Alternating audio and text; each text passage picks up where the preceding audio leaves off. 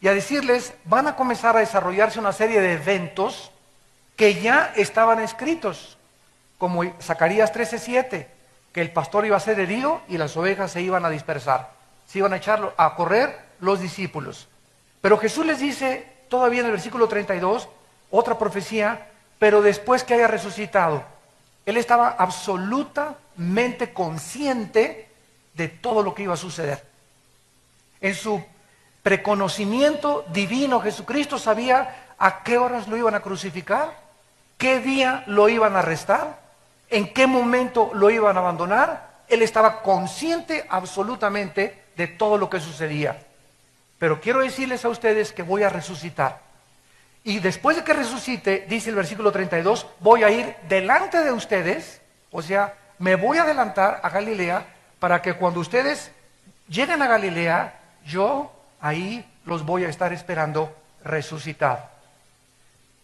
Respondiendo Pedro le dijo, aunque todos se escandalicen de ti, yo nunca me escandalizaré. Jesús le dijo, de cierto que esta noche, antes que el gallo cante, me negarás 3 veces. Pedro le dijo, aunque me sea necesario morir contigo, no te negaré. Todos los discípulos dijeron lo mismo. Hasta este momento todos ellos confiaban en la carne.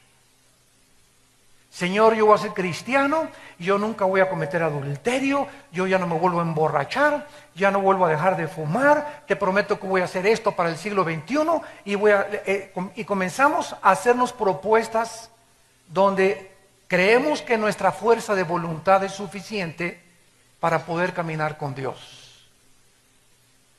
Y muchas veces nos damos cuenta que estas proposiciones y estas propuestas que nos hicimos para caminar con Dios en un nuevo siglo que comienza, o a un nuevo mes, o una nueva semana, fallamos.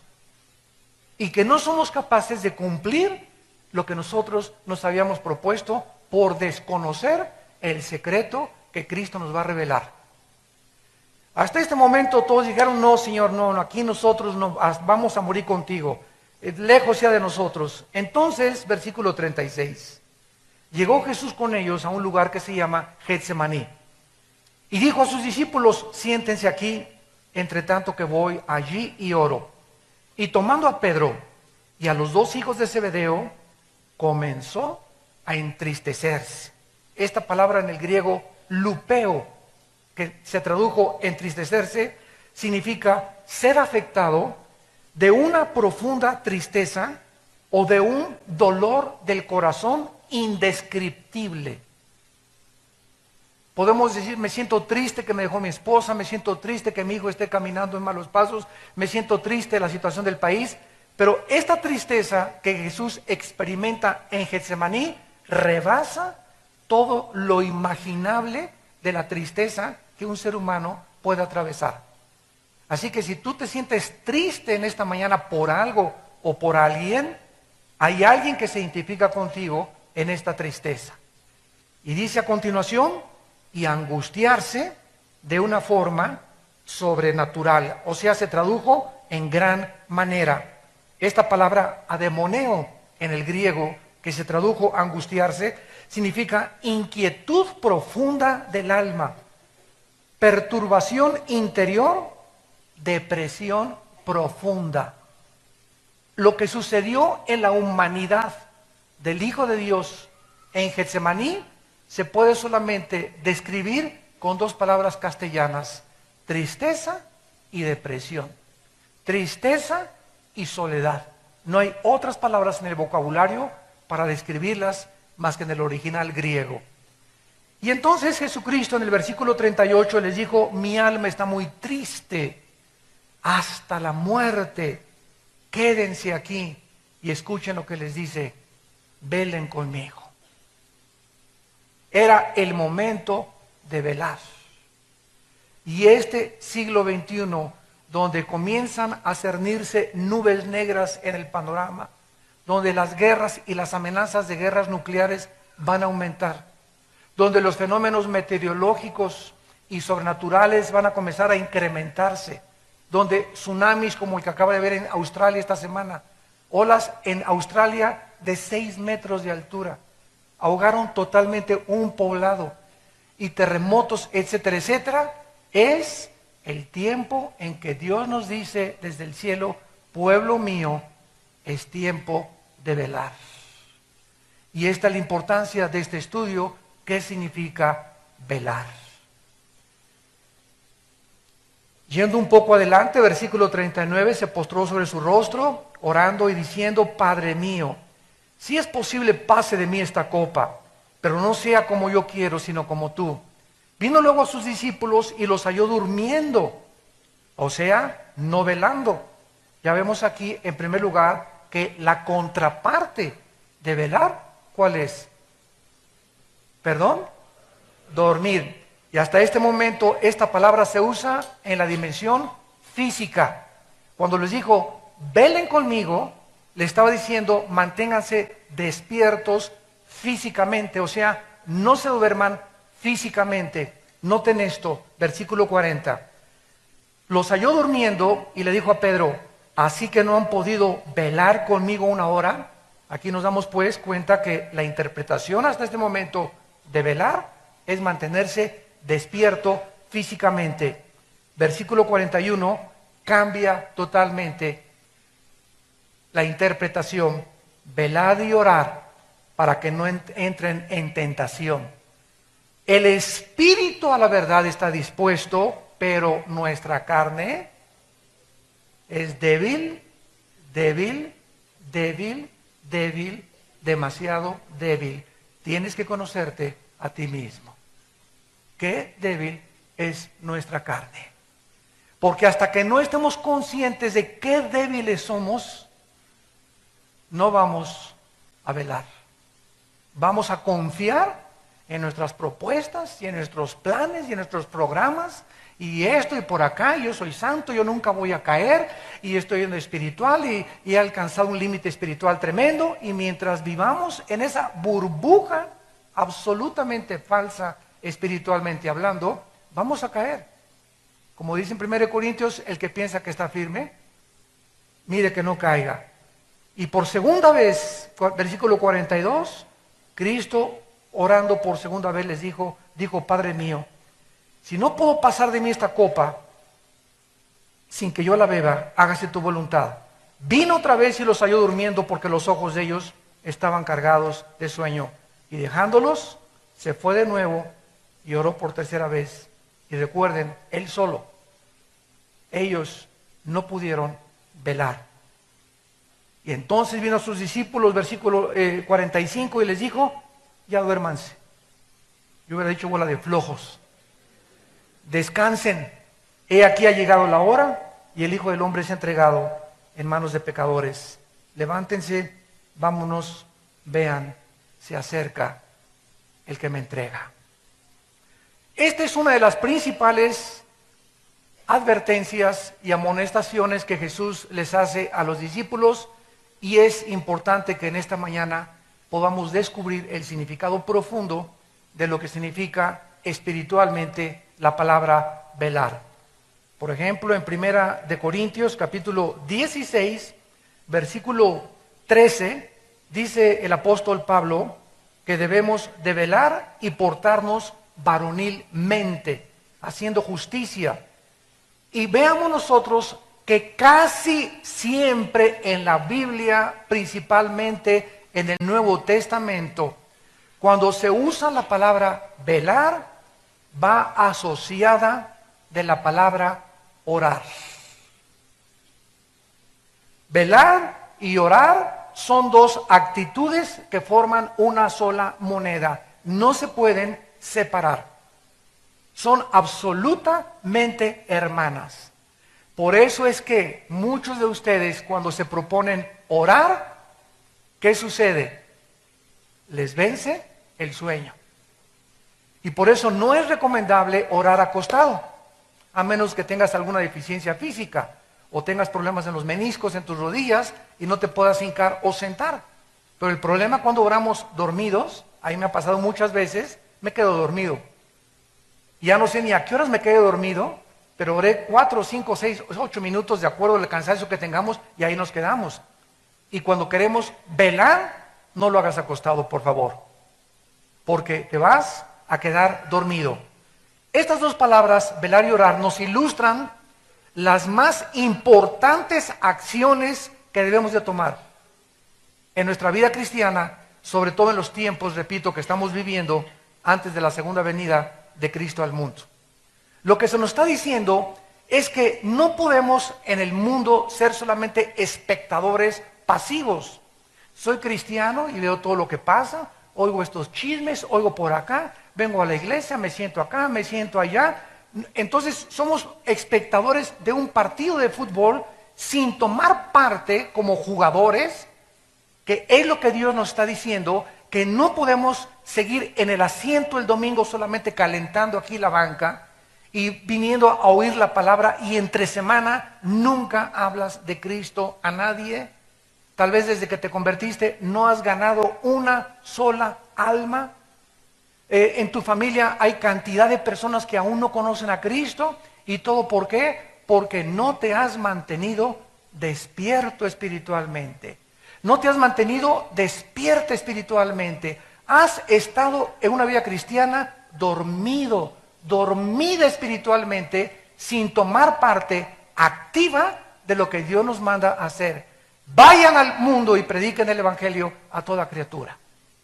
Y es una orden, un mandato, no solo a los misioneros y a los predicadores, sino a todos los cristianos. Tenemos la responsabilidad de compartir a Cristo, de hablar de Cristo a tiempo y destiempo, en el funeral, en la fiesta, en Navidad, en el Año Nuevo, al panadero, al lechero, al tendero, a la familia cuando hay reunión en la familia, al taxista que me lleva en el camión, en la ruta 100. No podemos más que recordar esto. El mundo es como una isla llena de edificios que se está hundiendo. Y ahí están los hombres todavía queriendo hacer más edificios más altos y más construcciones, y está hundiéndose la isla con todos los que estamos en la isla viviendo. Y cuando se hunda todo, cuando se acabe todo, porque todos tenemos que morir, lo único que va a sobrevivir son las almas. Las almas de tu abuelita, las almas de tu tío, no la de tu perro, la de tu primo, la de tu cuñado, la de la gente, de todas las personas que viven en el mundo. Es lo único que sobrevive. Todo se hunde, el mundo se va a acabar, va a haber cielos nuevos y nueva tierra. Nosotros vamos a sobrevivir. Y cuando sobrevivamos y pasemos a la otra dimensión que nos está esperando, en la otra vida, de esto voy a hablar en la otra conferencia, la vida en el cielo, vamos a descubrir que lo que hicimos mientras estábamos velando, despiertos espiritualmente, va a tener repercusiones eternas en las recompensas y en la posición de autoridad que vamos a recibir en la otra vida.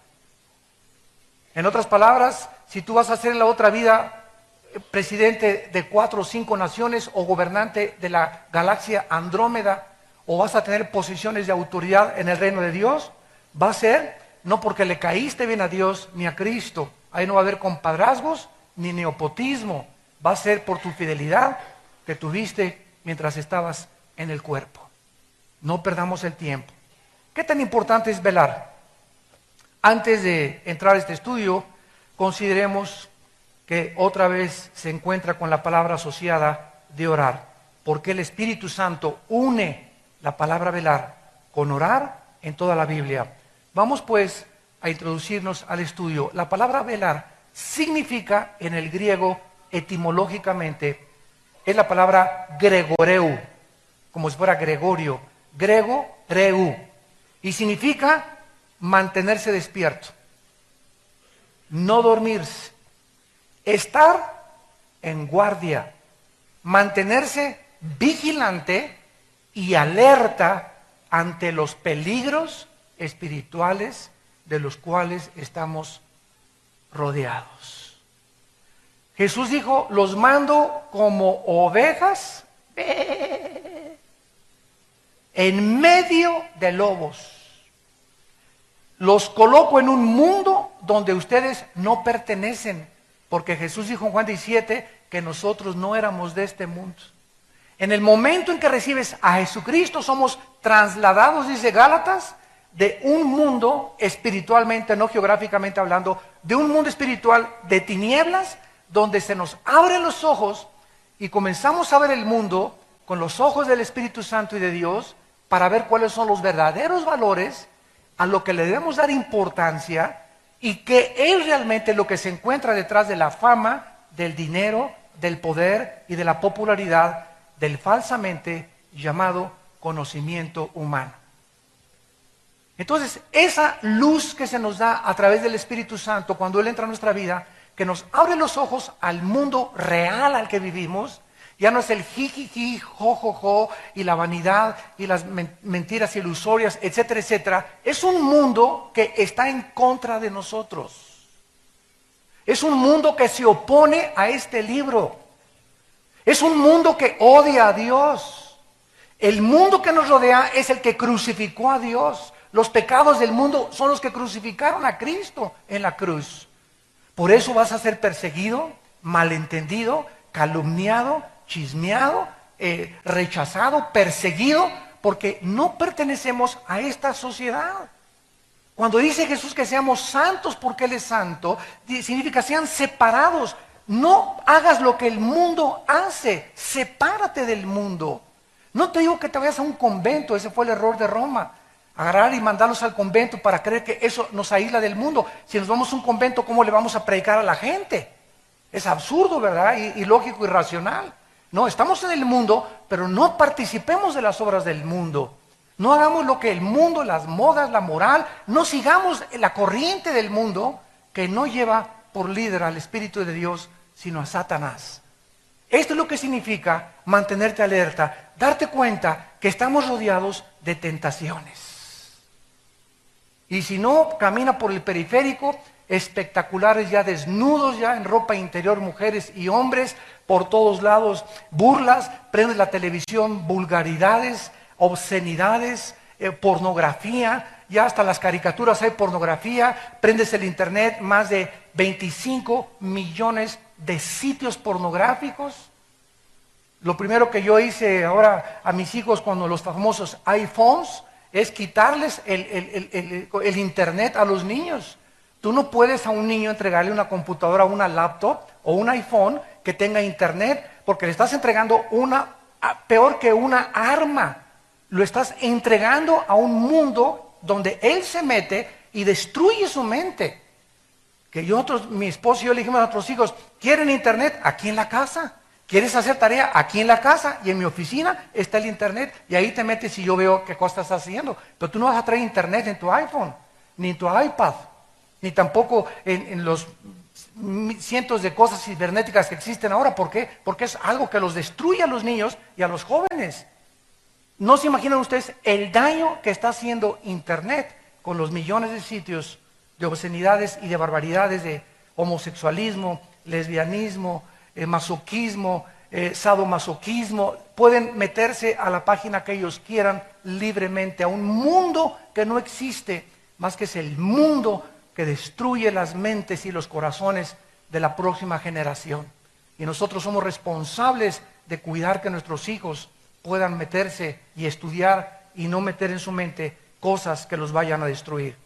Entonces, esta palabra velar, mantenernos alertas, mantenernos despiertos, es la palabra que se usa para una persona que cuida un edificio. ¿Qué es un velador? Alguien que está velando. ¿Quién es un velador? Una persona que trabaja de las 11 a las 7 de la mañana, que es el turno que se llama de noche. Si tú trabajas de bellboy de 11 a 7, estás velando como bellboy. Cualquier que trabaje en la noche, trabaja velando. ¿Por qué? Porque entre la 1 y las 3 de la madrugada, yo me acuerdo cuando era bellboy en el Hotel Camino Real, aquí en México, hace muchos años, ahí comencé en la hotelería de bellboy, y me acuerdo que llegaba, me cambiaba en mi locker, me ponía mi uniforme de bellboy, y a las 2 y todo, y por acá, y a los clientes sirviéndoles, cargando las maletas, por esto y el otro, y a la 1:30 comienza uno, y se le comienzan a cerrar los ojos, y si te mantienes despierto entre la 1 y las 3, ya le hiciste. Porque es un momento y un periodo de tiempo donde el cerebro no soporta ya mantenerse despierto. Es nuestra fisiología, es la forma natural que el cerebro fue programado por Dios, y te agarra el sueño y un parpadeo así te quedas dormido.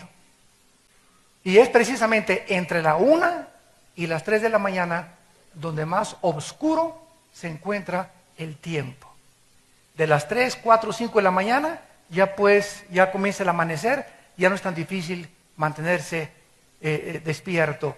Pero ahorita estamos entrando a la 1 o 2 de la mañana en el mundo. Estamos entrando a la época más tremenda de las tinieblas espirituales del mundo. Romanos capítulo 13.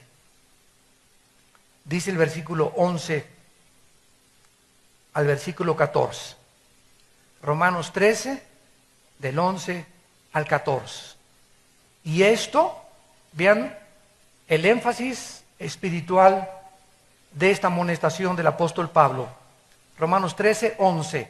Y esto conociendo el tiempo. O sea, ¿qué responsabilidad tenemos nosotros de saber en qué tiempo estamos viviendo?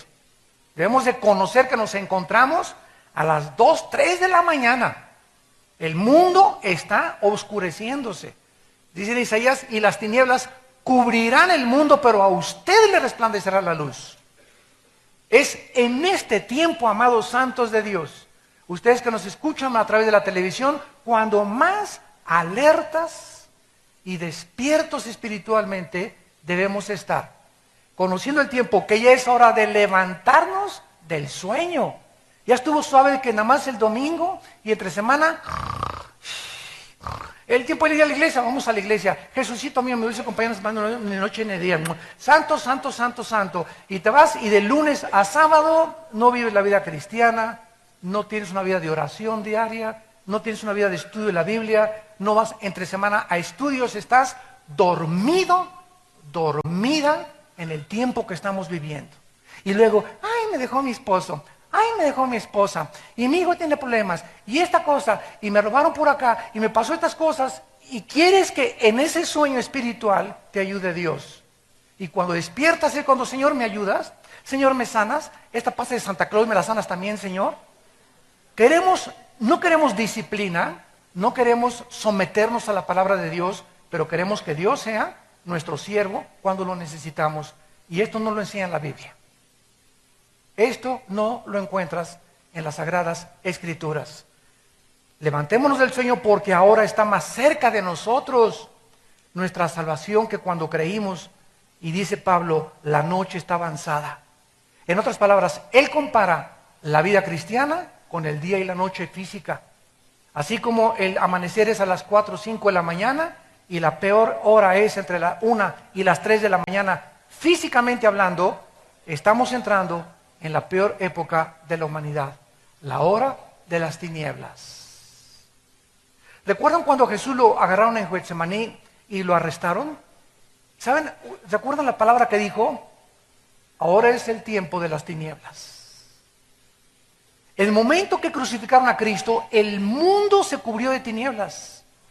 Fue la hora en la que Satanás tenía el permiso de Dios de cubrir el mundo de tinieblas, y si hubiéramos tenido una pantalla que nos descubriera el mundo espiritual, en la cruz de Cristo hubiéramos visto que ahí en el aire estaba Satanás con todos los millones de ángeles potestades, gobernantes de las tinieblas. Ahí se reunieron en el monte Gólgota, alabío, alabao, alabim, bomba, le dimos, ra, ra, ra. Y estaban todos, el templo se rasgó, hubo un terremoto tremendo, y qué susto a los 3 días. Cuando él sale de entre los muertos y les dicen, ¿dónde está tu bio? Dabao, alabim bomba.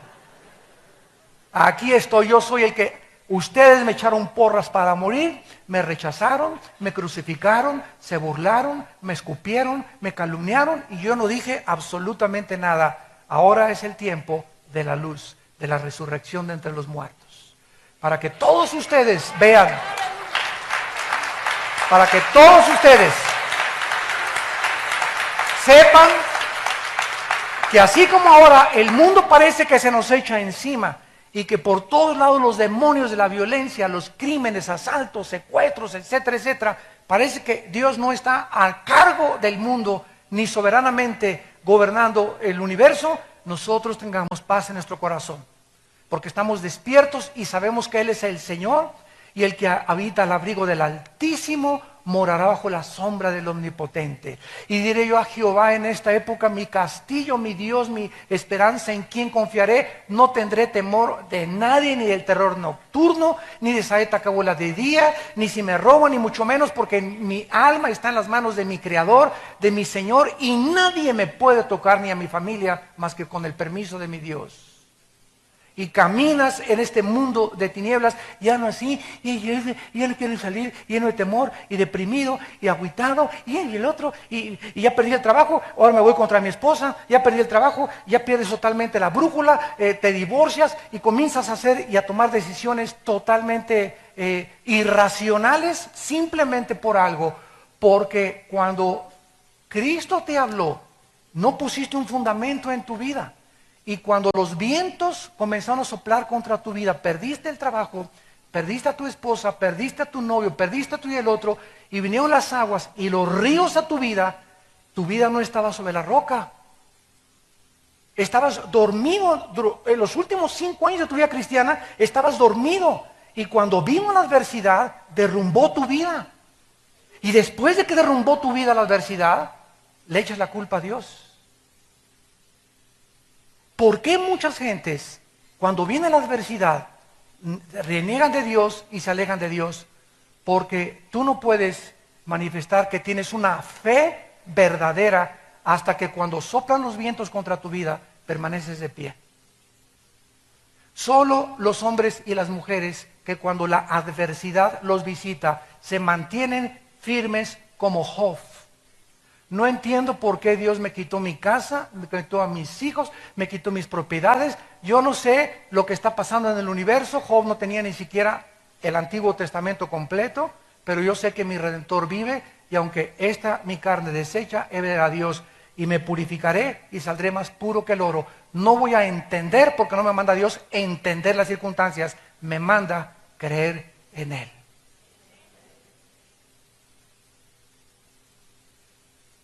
Esta es la fe. Creer a pesar de las circunstancias. No sé lo que está pasando y me preguntas, yo tampoco sé, hermano, lo que está pasando en tu vida. Pero eso es una cosa, Salmo 27. Hubiera yo desmayado si no hubiera creído que vería a Dios en la tierra de los vivientes. La fe es lo único que nos sostiene de pie. Seguir creyendo. Y si cuando los vientos vienen contra tu vida, tu fe no está fortalecida, porque estabas dormido espiritualmente hace 4, 5, 6 semanas, los vientos van a acabar con tu casa, van a acabar con tu familia, van a acabar con tu matrimonio, van a acabar con tu negocio, van a acabar con todo, porque viene para matar, robar y destruir el enemigo. Pero yo, dijo Jesús, quiero darte vida y vida en abundancia. Despiértate, tú que duermes, y te alumbrará Cristo. Ahora pasamos y nos damos cuenta pues que velar espiritualmente, unido a la oración, es lo único que nos dará la fuerza y el poder para sobrevivir este mundo.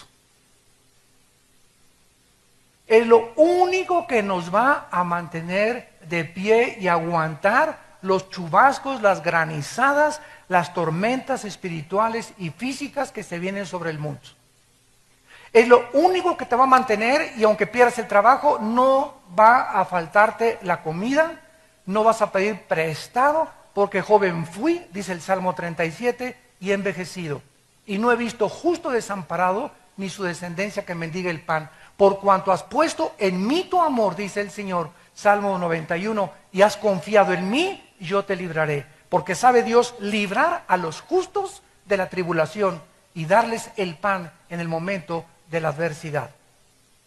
Hijo mío, no te olvides de mi ley, y tus mandamientos estén en mi corazón, porque largura de días y de años y paz te aumentarán. Proverbios capítulo 3. Fíate de Jehová de todo tu corazón, no te apoyes en tu propia prudencia. Reconócelo en todos tus caminos y Él enderezará tus veredas. Teme a Jehová y apártate del mal, porque será como medicina a tu cuerpo, refrigerio a todos tus huesos. Honra a Jehová con tus primicias, con tu dinero, úsalo para la gloria de Dios. Y nunca, dice el Señor, nunca te faltará. Porque tú me honraste cuando tenías. Ahora que no tienes, acuérdate que no me honraste. No me eches la culpa, dice Dios, que no encuentres trabajo. Porque cuando tenías trabajo, no me honraste ni siquiera con tus diezmos. Y no es porque Dios lo necesite, simplemente porque es una manera de demostrar que confiamos y que nuestros intereses están en el reino de Dios. Solamente velando y orando podemos nosotros soportar los tiempos en que estamos viviendo.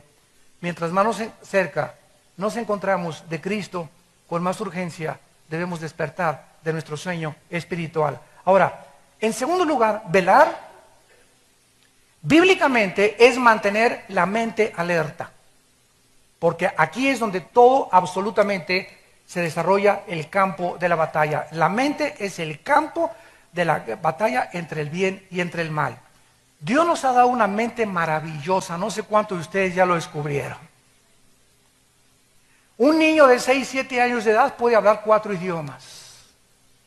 Yo tengo un nieto ahorita, Max, el hijo de Moisés, mi hijo, que habla 3 idiomas, portugués, inglés y español a la perfección a los 7 años de edad. Su mamá es portuguesa o brasileña, ¿verdad?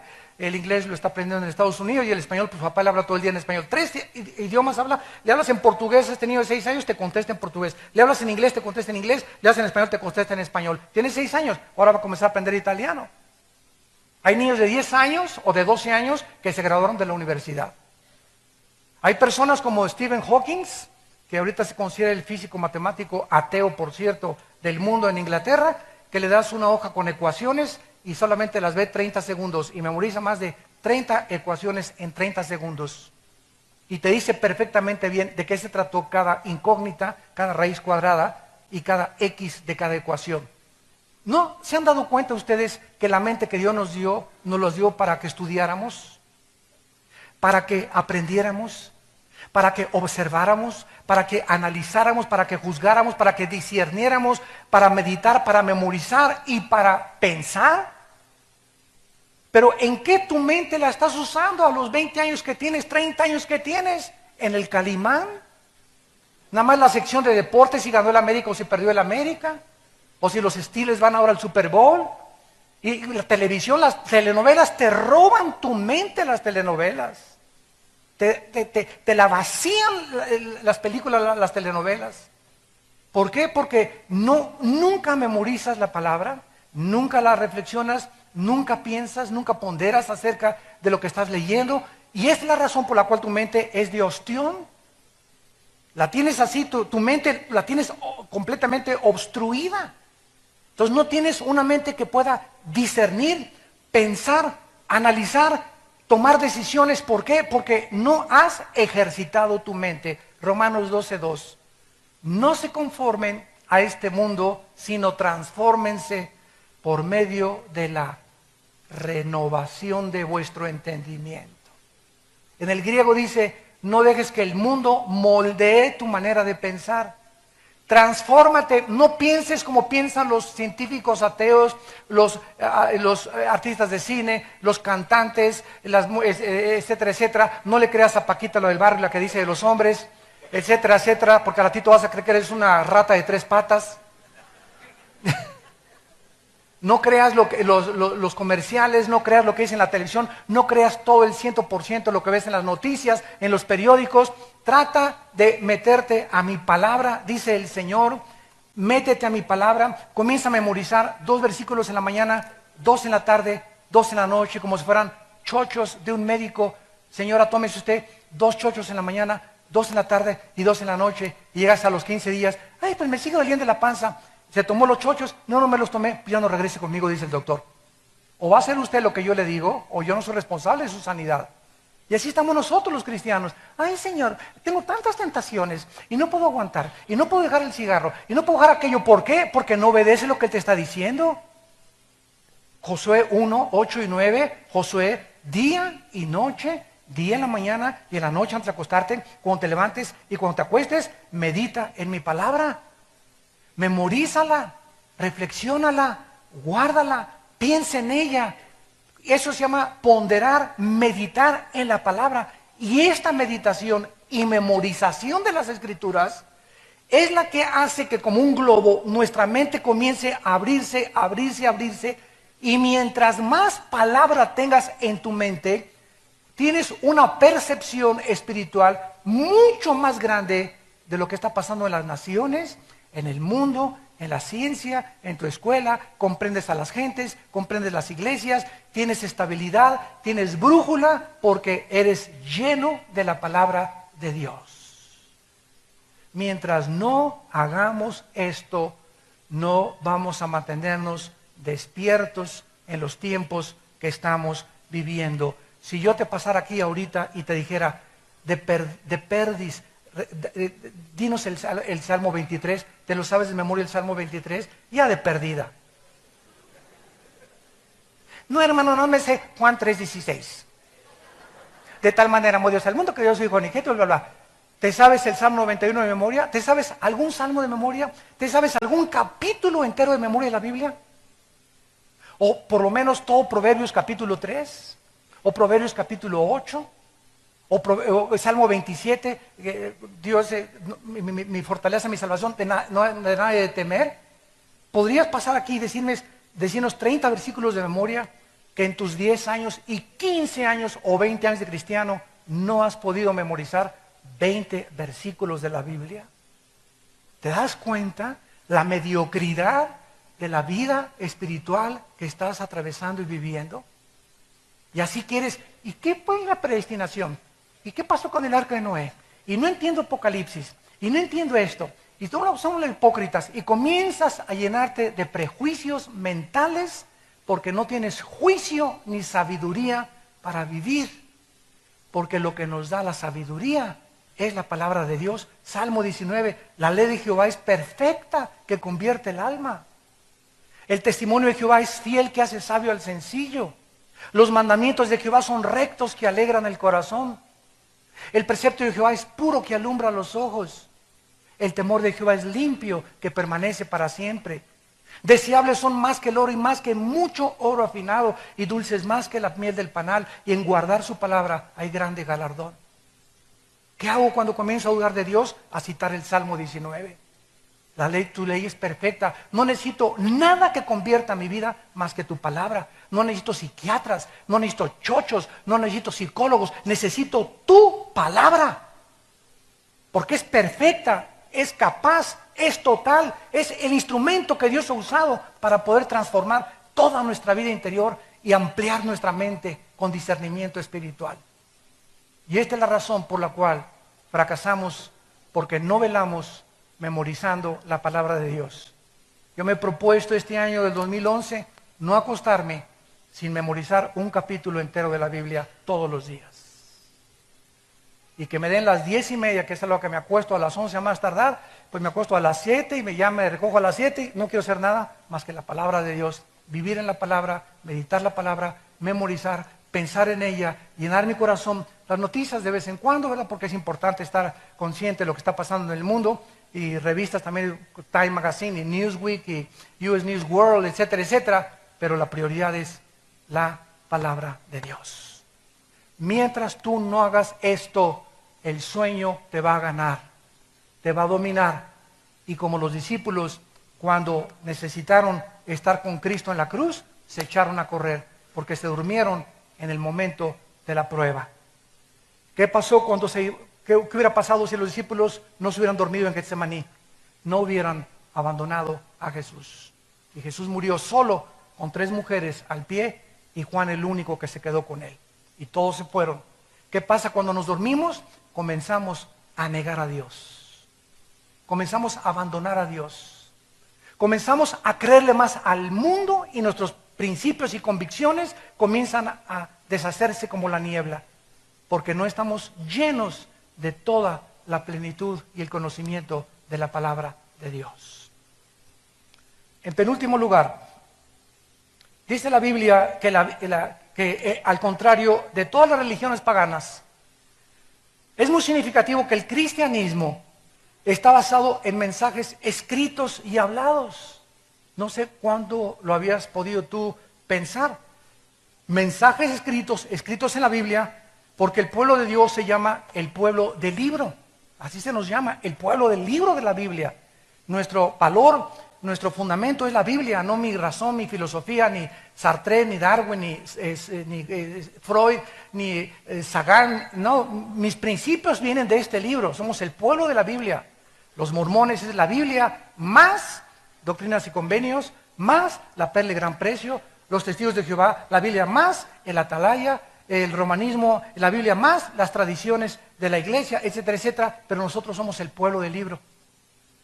Esta es la característica más importante del cristianismo. Es la Biblia, nada más. No hay nada que quitarle, no hay nada que agregarle. Es suficiente para nosotros este libro. En contraste, la mayor parte de las religiones paganas enfatizan imágenes, ídolos, símbolos y rituales, los cuales están comenzando a entrar al cristianismo. En lugar de que esto sea nuestro fundamento, ahora, vengo a oír una palabra de profecía. Vengo a que me diga si me voy a casar. Llegó un profeta y voy a oír para ver si a lo mejor voy a pasar al frente para que me diga, tú vas a ser el ungido de las naciones. Esta iglesia va a ser fuentes de agua viva donde salgan. De aquí va a salir el avivamiento, etcétera, etcétera. Estamos comenzando a salirnos del mensaje profético que está terminado al misticismo espiritual.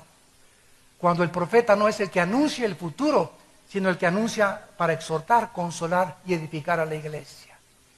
Los eventos futuros están completos en la Biblia, Apocalipsis 22, y no hay nada que quitarle ni nada que agregarle. Cualquiera que te diga, en el 2011 se acaba el mundo, en el 2012 se acaba el mundo, en junio de tal fecha, son falsos profetas. La hora no la sabe nadie más que Dios. En Mateo capítulo 24, Cristo, antes de partir y de terminar su misión con los discípulos, les hizo mucho énfasis precisamente en esto, capítulo 24 de Mateo, versículo 42. Mateo 24, 42. Y les dice Cristo, velad. Ahí está otra vez. Porque no saben a qué hora ha de venir el Señor. En otras palabras, cuídate que si Cristo regresa hoy en la noche o si Cristo regresa mañana, te halle durmiendo espiritualmente. Cuidado, porque te quedas. Te quedas. Fue lo que dijo en Lucas 21, orad y velad para que sean tenidos como dignos de escapar las tribulaciones que se vienen sobre el mundo. Cuando Cristo venga, los que tengan las lámparas prendidas, ¿se acuerdan la parábola de las 10 vírgenes? Solo las que tenían el aceite. O sea, muchos traían la Biblia es la lámpara. Pero si tú traes la lámpara a la Biblia sin el aceite, que es el Espíritu Santo, que es el que le da vida a la palabra, no mi mente, no mi razonamiento, sino que es el Espíritu dentro de mí lo que hace viva la palabra a mi espíritu. Si no tengo una relación con el Espíritu Santo viva, diaria y dinámica, porque estoy alerta y el Espíritu Santo tiene un instrumento a quien hablarle, cuando venga Cristo me va a hallar, sí, con la Biblia, aleluya, gloria a Dios, y viene el rapto y de repente la mitad aquí del sur se quedaron en la iglesia. ¿Y los demás dónde están? Y entonces vas a caer de rodillas ahí en tu silla. Señor, tenían razón, ¿verdad? ¿Y por qué? ¿Por qué? Por tu negligencia y por tu incredulidad. Nunca le creíste a Dios. Y no me vengas a decir, Señor, Señor, porque te voy a decir, Mateo capítulo 7, nunca te conocí, nunca hiciste mi voluntad. ¿Cuál es su voluntad? Que velemos y oremos. Y continúa Jesús en el versículo 43, pero sepan esto, que si el padre de familia supiera a qué hora el ladrón habría de venir, velaría y no dejaría minar su casa. Tú vives en una casa y creo que si te dicen que hay ladrones afuera de la casa, serías un tonto de dejar las puertas abiertas. Nuestra vida debemos de cerrarla, porque estamos rodeados de ladrones espirituales, de espíritus demoníacos que quieren entrar a robarnos esto, la palabra de Dios. El diablo quiere sacarte esto y no se te va a aparecer en persona.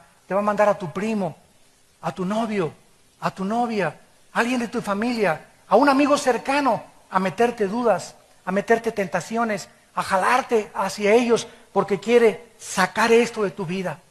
Porque tu vida no está cerrada, no tiene candados.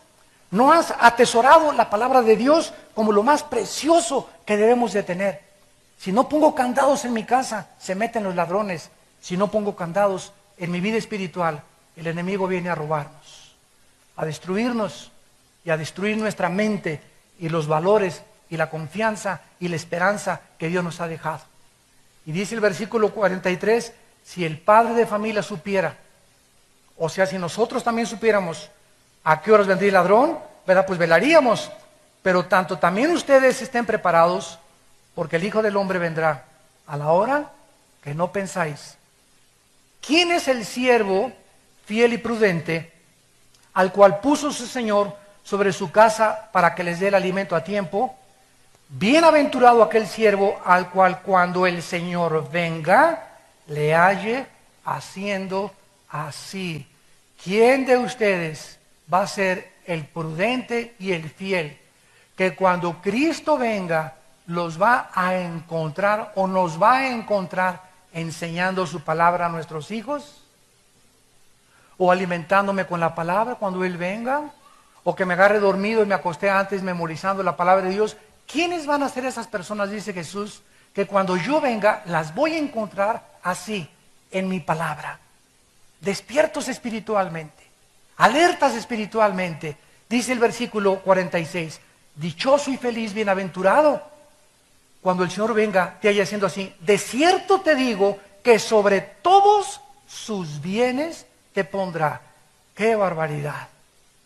Que mi papá me dijera, mira, te voy a dejar en Cuernavaca, y quiero decirte que no sé cuándo voy a ir por ti, pero cuando yo llegue, si la casa que te dejé la tienes bien pintada y bien cuidada y con buen mantenimiento, y el coche que te dejé lo tienes bien cuidado y has hecho lo que te digo, cuando yo venga te voy a dar $100 millones. Y voy a darte todos mis palacios y toda mi herencia. Pues no va a pasar un día sin que revise la casa, sin que tengan un problema, para que cuando mi papá venga la encuentre perfectamente bien así. La casa es nuestra vida, somos el templo de Dios. Cuida tu manera de pensar, cuida tu vida sexual, cuida tu vida mental, cuida tu vida física, cuida lo que comes, cuida lo que bebes, porque es la casa de Dios, es el templo del Espíritu Santo. No es de nosotros, Dios nos los prestó este cuerpo para habitar temporalmente. Cuando Él venga y tu cuerpo está bien cuidado, Él te va a poner y te va a dar muchos bienes que no te imaginas lo que te va a dar. Es lo que Cristo nos quiere dar a entender. Y dice el versículo 48, pero, y aquí está lo contrario, si aquel siervo malo dijera en su corazón, mi Señor tarda en venir, ¿cómo demuestras este corazón de mal siervo? Cuando te duermes espiritualmente. Lo contrario a mantenerse velando es dormirse espiritualmente. Y cuando comienzas a parpadear y ya no lees la Biblia más que ya cada 2 o 3 días, ya no oras más que allá cuando te acuerdas, ya no hablas a Cristo más que allá cuando te acuerdas, sin que te des cuenta estás ya parpadeando, ya durmiéndote, y viene la hora oscura, vas a caer dormido totalmente y vas a convertirte en un mal siervo. Si cuando Cristo venga, Él te halle en estas circunstancias, versículo 49, y comenzare a golpear a sus consiervos, o sea, comienzas a hablar mal de los cristianos, comienzas a criticar a todos los pastores, comienzas a criticar a las iglesias, siempre que alguien se junta contigo es crítica, tijereteas hasta la Madre Teresa, ¿verdad? Hablas contra todos mal, etcétera, etcétera. Cuando una persona comienza ya a hablar mal de sus mismos hermanos en Cristo, ya denota un corazón malo de incredulidad. Porque no estás hablando contra tus hermanos en Cristo, estás hablando mal contra el cuerpo de Cristo, que somos nosotros. Es como si llegas y le metieras un navajazo a un hermano. Y somos el cuerpo de Cristo, todos los cristianos, y se nos manda amarnos, se nos manda soportarnos, se nos manda perdonarnos, como Él nos perdonó y nos aceptó desde la cruz. Si cuando Él venga te haya haciendo así, y comiences a comer y a beber con los borrachos, que te halle ahí en la cantina a las 3 de la mañana, ¿verdad? Gritando viva Zapata con una de tequila de Don Julio. Versículo 50, vendrá el Señor de aquel siervo. Fíjate que les llama siervos a esas personas, o sea, se consideraban siervos de Dios.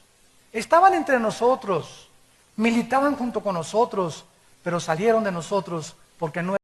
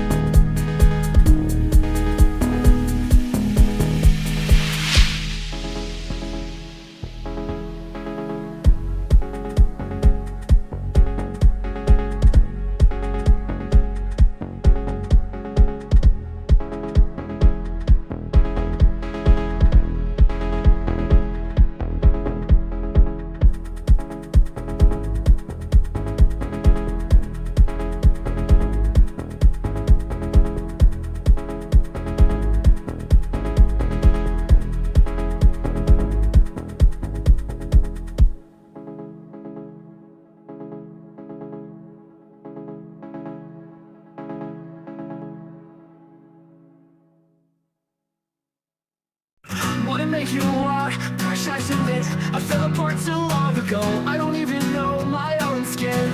Can't even look in the mirror. It don't make sense to me, because the man that's looking back is not the man I wanna be. Where did that short guy go?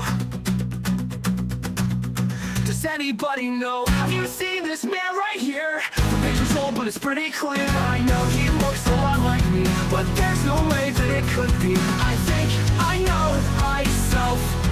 At least I thought I knew myself. Should've never let you break me. I was young and naive. You took all the good out of me. It filled me up with disease. Now searching for the cure. Only one man can make me right. He was right here next to me, but now he's nowhere in sight. Where did that guy go? Does anybody know? Have you seen this man right here? The picture's old, but it's pretty clear. I know he looks a lot like me, but there's no way that it could be. I think I know myself, at least I thought I knew myself. Should've never let you break me. I was young and naive. You took all the good out of me and filled me up with disease. Now searching for the cure. Only one man can make me right. He was right here next to me, but now he's nowhere in sight. Where did that guy go? Does anybody know? Have you seen this man right here? The picture's old, but it's pretty clear. I know he looks so wrong like me, but there's no way that it could be. I think I know myself, at least I thought I knew myself.